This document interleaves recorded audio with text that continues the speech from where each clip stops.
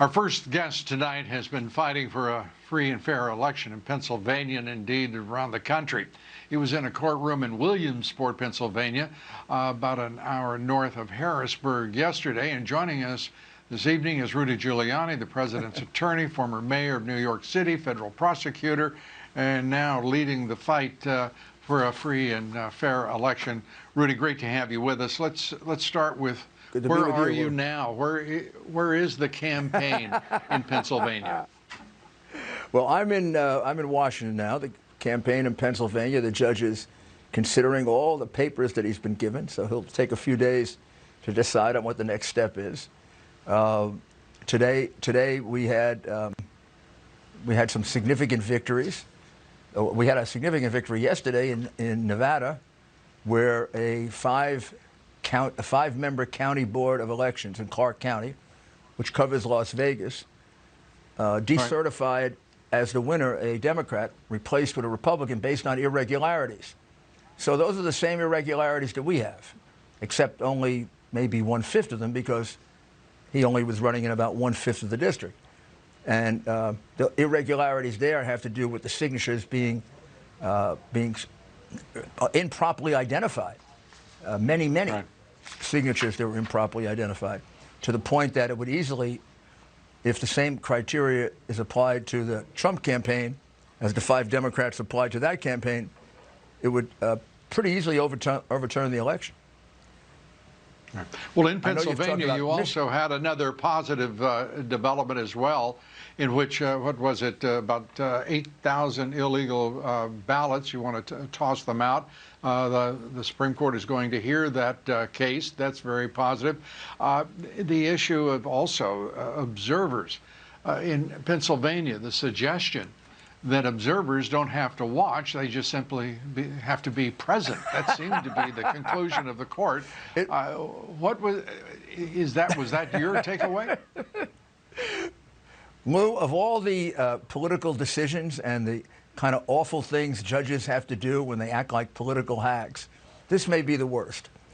The law of Pennsylvania says that when you're counting these ballots, you must have both Republicans and Democrats present.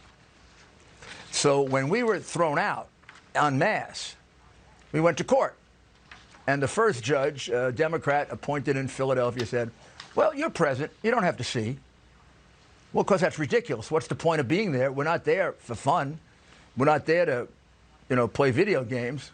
Mm-hmm. So then it went up on appeal. And to her credit, or their credit, that panel, which was also Democratic, said, well, present has to have meaning. They have to be able to see, observe, like in all the other 49 states. And finally, we went to the Supreme Court. And the Supreme Court, 5-2, voted that all they have to do is let you in the room. And you could be 1,000 feet away, it doesn't matter, as long as you're in the same room. Mm-hmm. Making Which was quite the a different decision. And the law absurd, ridiculous, irrational, stupid, dumb. And Pennsylvania is now the only state in the country, and in fact, even contrary to the law of Tanzania, it doesn't allow inspection of mail-in ballots. So this is a ridiculous decision. I want you to guess, Lou, if it was 5-2, how many were Democrats and how many were Republicans? Just guess. Unfortunately, that has been the pattern we've seen in courts after court, and it's terrible. It's also it's made a laughing stock out of the Chief Justice of the U.S. Supreme Court, who said there's no such thing as a Bush justice and a Obama justice. They're just, exactly. The American people are getting a little tired of being treated like slow-witted children.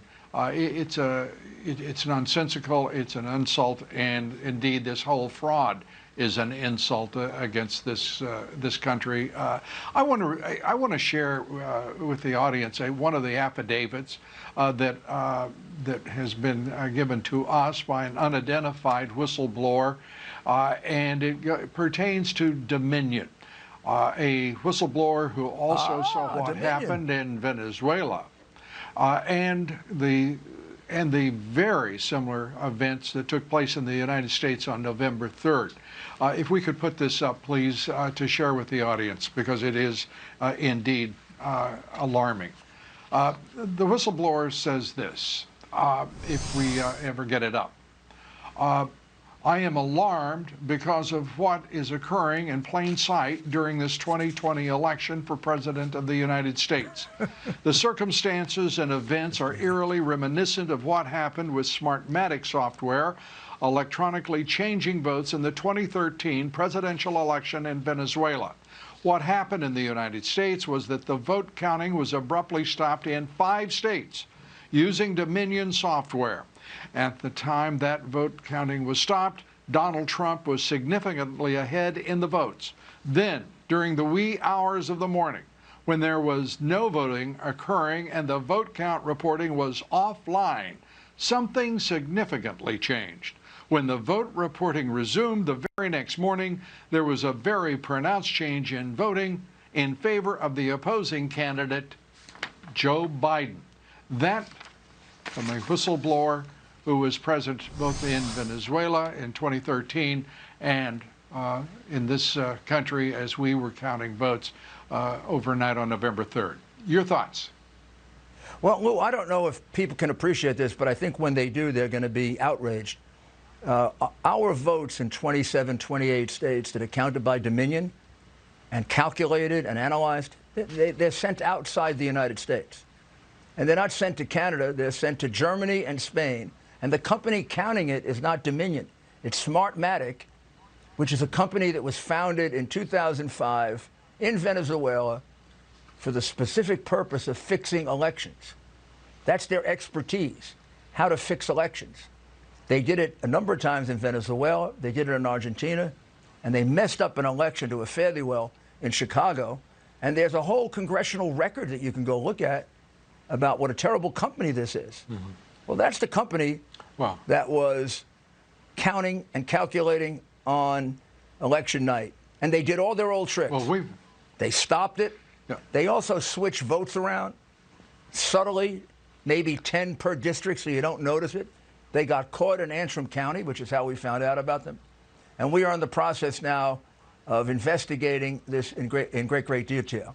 But I mean, just the mere fact that we have a foreign country, we have this in a foreign country, done by friends of an enemy of the United States, Maduro, is outrageous and has to stop immediately. It's outrageous, and it's all the more outrageous because Dominion and Smartmatic were denied use in the state of Texas, which called them out for what they are.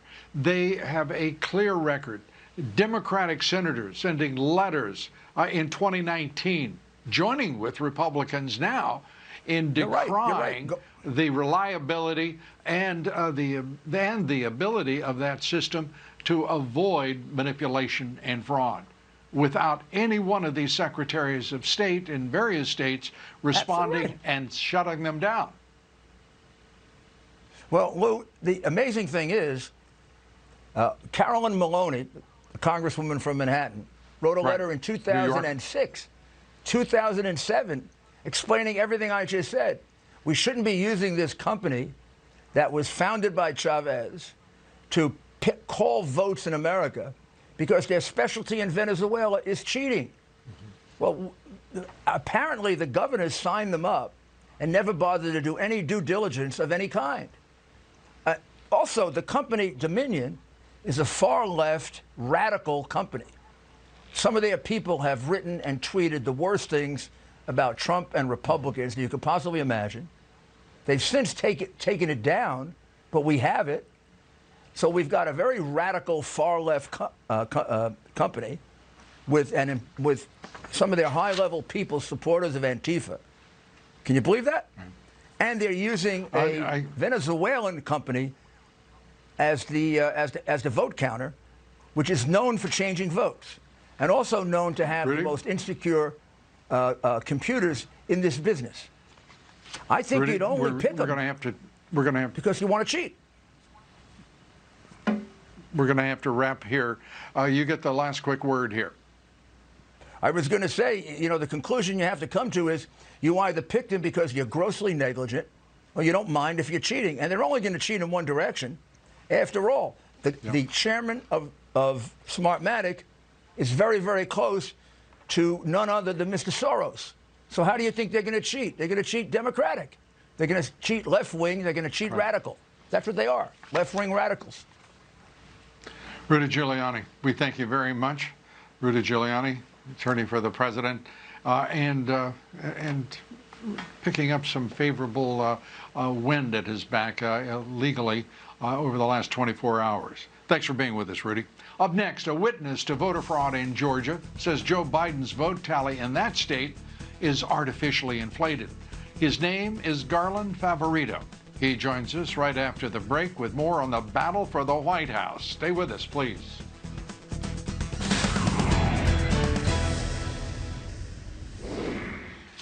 Georgia's Secretary of State investigating a vote count delay in suburban Atlanta.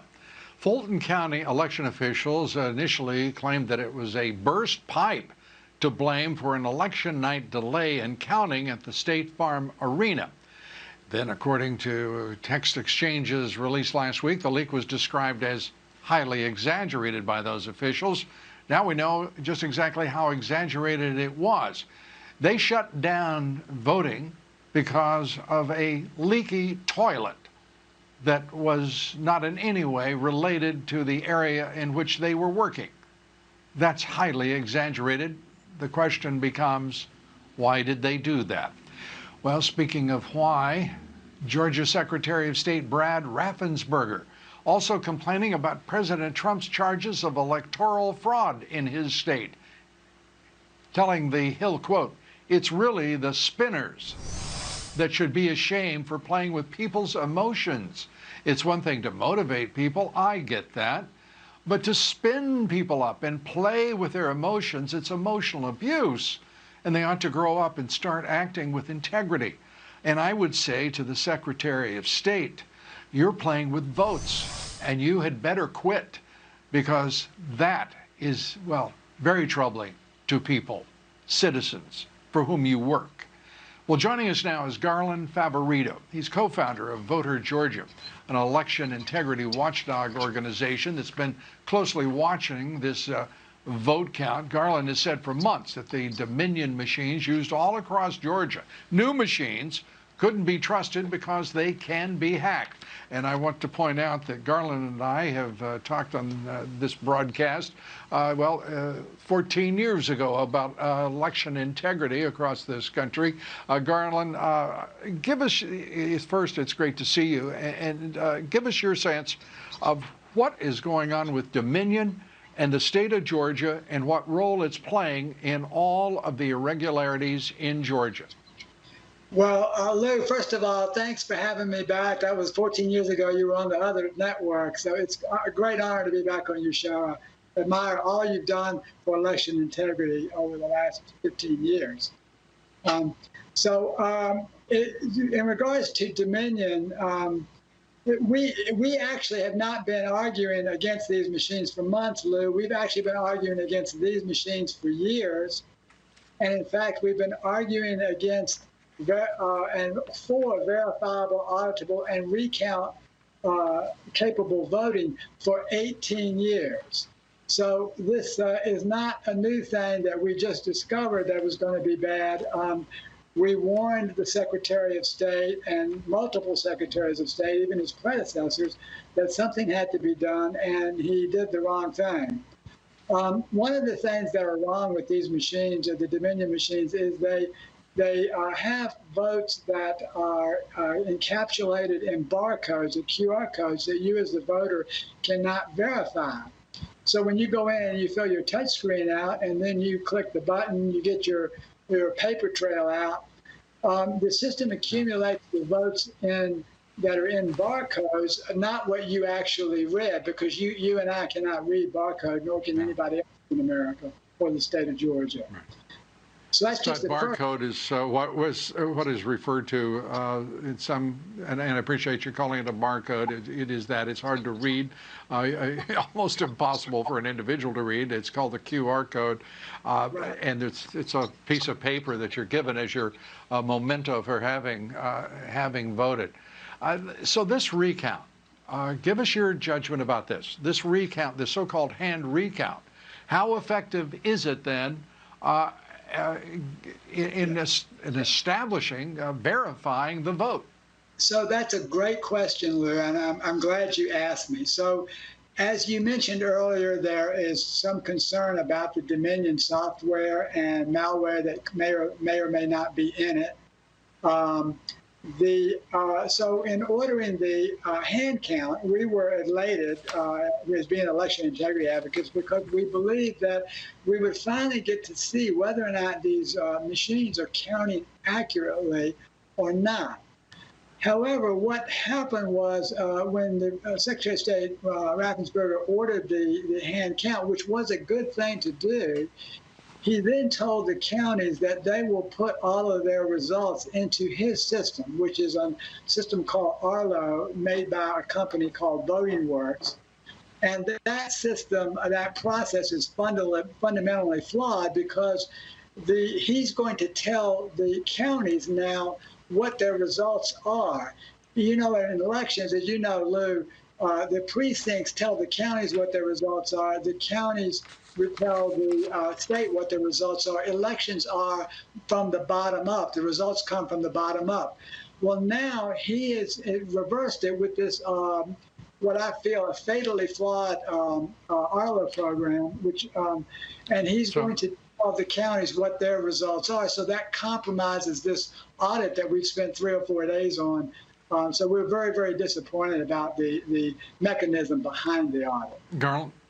Garland, we've got about 30 seconds. So what should be done to get things straightened out in Georgia? 30 seconds, please. Multiple things, Lou. There's going to be some challenges. I think they're going to be looking at the Dominion software. But the other issue is invalid ballots. You're going to see that to be a huge issue down here, as well as possible Trump votes that were thrown in the trash can by certain politically motivated elections people. But the big issue is, as in the ballots during the audit, the counters looked at these ballots that they were counting. They said these don't look like real ballots. They don't have the correct characteristics, and that's what we're going to be looking at shortly, I believe. Once the audit is certified, then the challenges will come. Garland, thank you so much. We appreciate your time. Great to see you. Garland Favorito, thanks for all you're doing. We'll have more charges of election fraud later here in this broadcast. We'll be joined by Patrick Colbeck. He has a lot to say about those Dominion voting machines used in Detroit. And he's got some insight for us on what happened in that canvass in Detroit. That's up next. The Trump campaign files a new lawsuit in Nevada. One of the attorneys behind the case, Jesse Banal, joins us. A new lawsuit in Nevada charging 15,000 Nevada voters with voting in multiple states. The campaign also saying that Nevada voting machines are inherently unreliable and susceptible to being electronically compromised by malicious parties due to a shocking lack of physical security and overall security. And 40,000 ballots, they say, could be tainted. Joining us tonight is Jesse Banal, who is the filer of that lawsuit in Nevada for the Trump campaign, also a member of General Michael Flynn's legal defense team. Great to have you with us, and let's start with these votes and the lawsuit. You basically want the results halted, no certification of the votes because of all of these irregularities and what looks to be fraud. It seems like it's pretty much clearly fraud if you have 500 dead people who are voting. Yeah, Lou, that's absolutely right. We have identified thousands of instances of fraud and other irregularities that make it very clear that the result that we got out of Nevada, that the media has been so quick to report, are simply inaccurate. Inaccurate to the point that we now believe that Donald Trump won Nevada once you take out the fraud and irregularities. And these are instances of, like you pointed out, dead people voting in multiple jurisdictions. We have specific instances of fraud that we've identified from whistleblowers, and had very brave whistleblowers that have come forward, people that have worked for Clark County, Nevada, where Las Vegas is, to really show that this race cannot properly be called for anyone other than Donald Trump.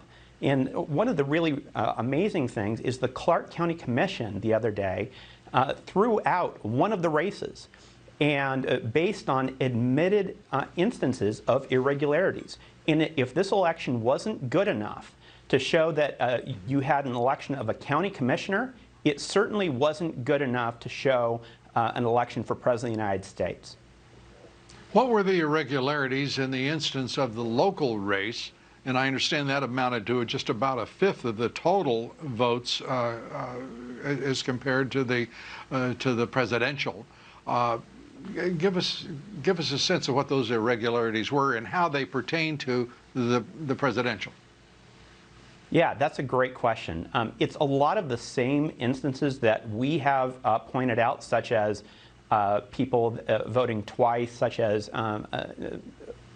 signatures not properly being authenticated, the big problems with their authentication process.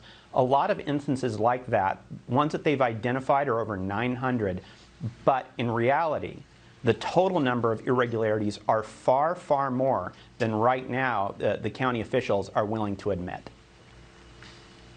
And so what remedy is available to you?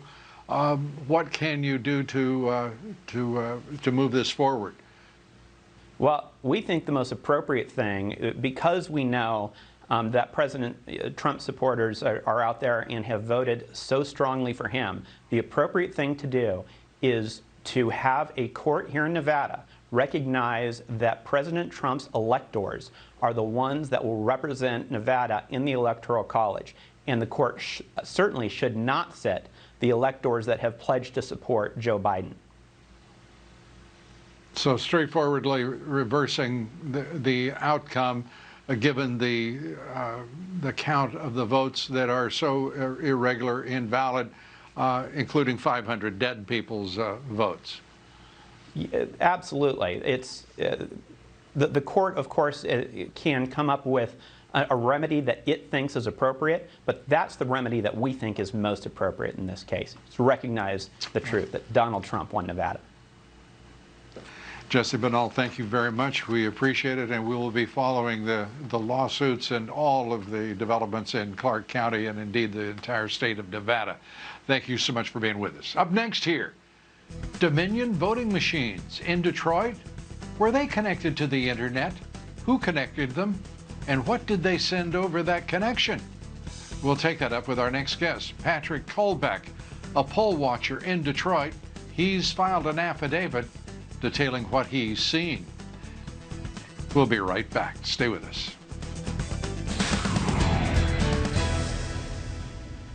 Election officials in Detroit say 42% of voting precincts there were unable to match the number of ballots cast and the number of voters signed up at the polls. Michigan's radical Dem Secretary of State Jocelyn Benson went on AT&T's CNN last night to dismiss those irregularities. The number of precincts that have a mismatch, as you said now, is 42%. Yes, it was nearly twice that. 80% of precincts were out of balance in 2016, and yet the Board of Canvassers had no problem certifying that. And indeed, they shouldn't. It's, again, a bookkeeping issue that oftentimes occurs if a voter shows up and leaves perhaps without voting, or if there's a spoiled ballot or something like that.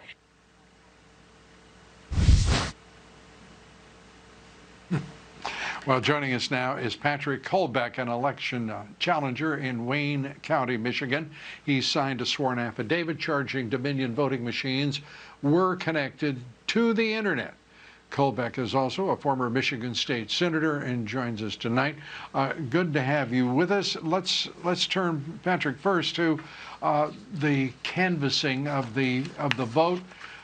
You were there watching the physical votes, the initial, I take it, deadlock between the two Republicans and Democrats on the board. What happened? That's a good question, Lou. Thank you very much for having me on today. The Board of Canvassers is actually split. We've got 2 Republicans, we've got 2 Democrats that sit on that Board of Canvasser, and the chairman of that board is Monica Palmer. And what she was doing was highlighting that unlike that 42% number that they're starting to pitch out there right now, she was highlighting that there was a 71% of the absentee voter precincts that just didn't reconcile. And why is this important? Because if a precinct is not reconciled, you can't recount them. That's an invitation to voter fraud. And so if you can stuff the ballot, if you can stuff the tabulator with those ballots, there's no way to go back and take those ballots off the table. They're going to be in there for the public record. Our audience, I'm sure, will be interested to know that 2-2 split, Democrat to Republican, on the Board of Canvassers, it was resolved as the video stream of the proceedings went down. A decision was taken, the impasse was overcome, and the Republicans acceded to the Democrats in moving ahead to certify the vote, despite all of those discrepancies. And the reports are that they were simply intimidated and threatened. What can you tell us about the veracity of those reports? Well, I've talked with both of the canvassers after the fact. Obviously, I was there to show support for them while they were there. I can tell you there was significant intimidation. There were threats to their lives. There's threats to their livelihood. To this day, there are still threats to their lives and their livelihood that I would take very seriously.